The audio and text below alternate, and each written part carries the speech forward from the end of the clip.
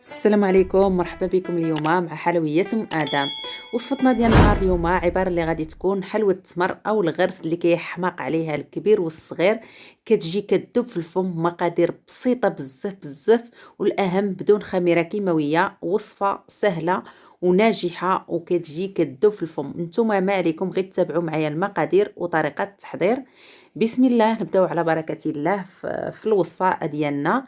غادي نحتاجو قبصه ديال الملح، واحد جبانه فاش غادي نخدموا بطبيعه الحال. عندي 100 غرام ديال الزبده، او الا عبرتوها بالملعقه واحد 4 المعالق كبار ديال الزبده اللي كتكون بحراره المطبخ كيف ما تشوفوا معايا. عندي تقريبا نص كاس ولا ما واصلش ديال السكر كلاصي. ما نساوش بلي الحلوه ديالنا فيها التمر، ما كنكثروش الحلاوه. انا درت قل من نص كاس او 60 غرام. عندي كيس ديال خميره ديال السكر الفاني، وعندي بيضه واحده، وعلى فكره هذه راها بدون خميره كيماويه. وعندي 60 غرام او نص كاس ديال النشا او المايزينا. وعندي الدقيق الابيض حسب الخليط. كيف ما غتشوفوا معايا غادي نخلط هاد المكونات مزيان مزيان، ضروري ما نخلطوهم مزيان. انا حبيت هذه اضافه من عندي، زدت فيها قشره البرتقال اللي كتعجبني بزاف. نتوما ممكن تخليو عليها ما تزيدوهاش، او الا كتحبوها ديروها، او الحامض اللي بغيتو نتوما. غادي نضيف هذاك النشا. المهم انا عبرت نص كاس ديال النشا، وإلا عبرتو بالغرام غادي تعبروا 60 غرام.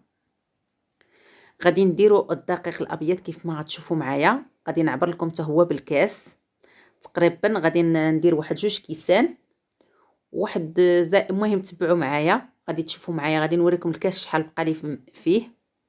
غادي نبقى نخلط هذوك المكونات مزيان مزيان كيف ما غتشوفوا معايا. غادي نضيف كيف ما غتلاحظوا معايا الدقيق. هنا جمعت الخليط ديالي ب2 كيسان، وهذا الكاس الثالث رفدت منه بحال تقريبا واحد 2 معالق كبار. كتكون العجينه طريه. صافي غادي نحاول نحربلوها. انا هنايا العجينه التمر كانت عندي واجده، يعني العجينه عندي الغرس اللي كنشريوه واجد. كنديروا فيه شويه د الزبده، كنعجنوه بشويه الزبده وبشويه الماء الزهر، والا بغيتو تضيفوا فيه شويه القرفه. انا ما ضفتش القرفه. وكان عندي حتى شويه الفول السوداني زدتو فيه بودره الكاوكاو. صافي كنحربلو الحلوه ديالنا، وكنحربلو الحلوه ديالنا كبيره، والتمر حريبلات رقاق كيف ما تشوفوا معايا. هذا هو القوام، هذا هو الحجم اللي درت انا. وهنا المطبع اللي يعني ما بقاش خافي عليكم، وليتو معرفين عليه، اللي كنطبع به هاد الحلوه. هي حلوه التمر اللي صراحه خضت لي نجاح كبير. ماشي يعني غير المشاهده بوحدها، حتى السيدات عجبتهم، الاخوات وجربوها وعجبتهم المطبع، عجبتهم الفكره المطبع اللي ساهل، وكتجي الشكل ديالو راقي وزوين بزاف. كنقبضوا الحلوه ديالنا وكنبسطوها بالاصبع ديالنا مزيان فوق المشطه. والمشطه ما تنساوش باللي راني غطستها في الطحين. المهم الا تبعتوا الفيديو راكم غتفهموا كلشي بلا ما تصنتوا الشرح ديالي، غتفهموا غير بالمشاهده ديالكم الوصفه.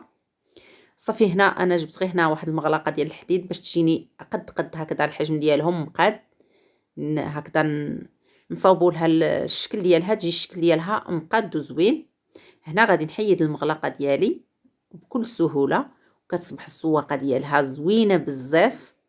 وغادي نستمر كيف ما تشوفوا معايا هنا يعني بنفس الطريقه. كنحاول نبسط الحلوه ديالي فوق المشطه او المشط، وغادي تجيبوا دوك الحريبلات بحال هكذا كيف ما تشوفوا معايا، وكتقرصوا عليهم على داك التمر مزيان، كتسدوا عليه. صافي وكتحيدوا الحلوه ديالكم بكل سهوله من المشطه. انا هاد المشطه بلا ما نبقى نقول لكم راها خاصه بالحلوه ولا، المهم راه الاخوات اللي كيتابعوني راهم عارفينها مفوقه شويه عندي، راه منذ 4 سنين وهي عندي هاد المشطه. وكنحاول يعني نصاوب لهداك يعني نصاوب الشكل ديال الحلوه ديالي. هنا بعد ما شكلتها كتجي تبارك الله شكل واحد، وكتجي قد انا كندير غير عيني ميزاني. ندخلها للفران، اللي الفران ما كنخليوهاش تحمر نهائيا، غير كتبدا داك اللون الذهبي من الفوق من التحت. صافي كنشعل عليها من فوق كتنشف، وكنخرجها. كتجي كتذوب في الفم ديك مايزينا، كتخليها تجي هشيشه بزاف. هنا رشه قليله ديال السكر كلاصي، وكتبقى اختياريه. ما بغيتوش ترشوا السكر كلاصي ممكن تخلاو عليه، ماشي مشكل. نتمنى الوصفه ديال اليوم تجربوها وتشاركوها مع الاحباب والاصدقاء ديالكم. الحلوه ديالي كتجي بهذه الطريقه، كتجي هشيشه مع داك المذاق التمر مع داك المذاق البرتقال، كتجي لذيذه وهشيشه. صراحه وصفه كتستحق تجربه، وهاد الوصفات راه كيعجبوا الاخوات اللي كيتابعوني واللي شاف هاد الفيديو غادي يعرف علاش قدمتها ليهم. كتعجبهم حلوه التمر بزاف، قلت علاش لا ما نلبي لهمش الطلب ديالهم بمقادير اللي هي بسيطه ونقدمها لكم بالصحه والراحه.